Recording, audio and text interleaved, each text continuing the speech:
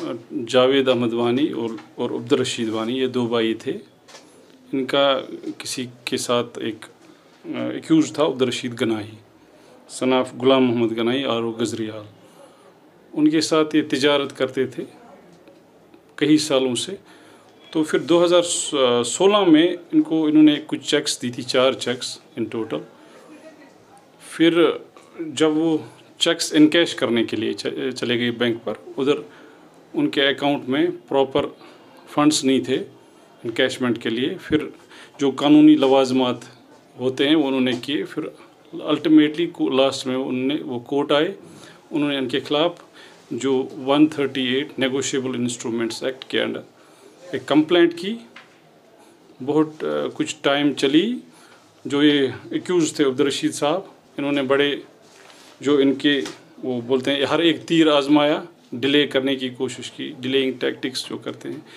तो आखिर में तो फिर जब ट्रायल कंप्लीट हुआ तो कल की डेट में हमारे सब जज साहब मुनीर साहब ने एक तारीखी फ़ैसला सुनाया, जिसमें इनको एक तो ये साबित हो गया कि इन्होंने ये चेक्स बुनियादी मुजरिमाना इस गर्ज से दी थी कि इनको धोखा लगे, क्योंकि इनको पता था कि इनके अकाउंट में पैसा नहीं है।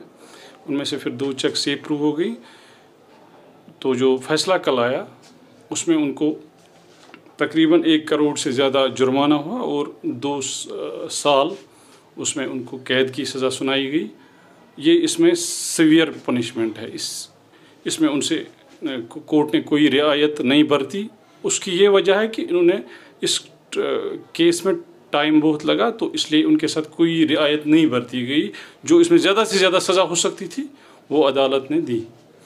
इससे यही है कि चलिए एक केस, पहले सबसे इम्पॉर्टेंट बात है कि जिनके साथ ज़्यादती हुई थी उनको इंसाफ मिला।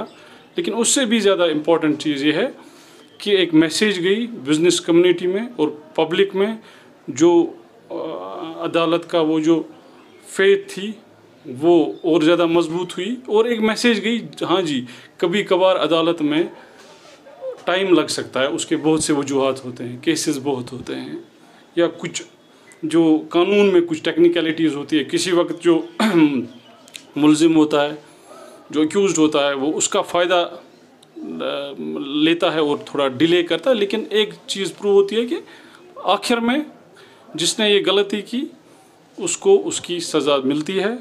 इस पर हर एक को यकीन होना चाहिए।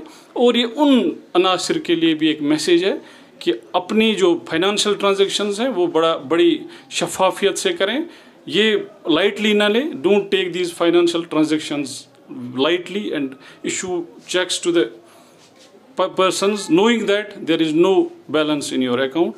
So there is a message, loud and clear message, that you have to face the law and the consequences of the law.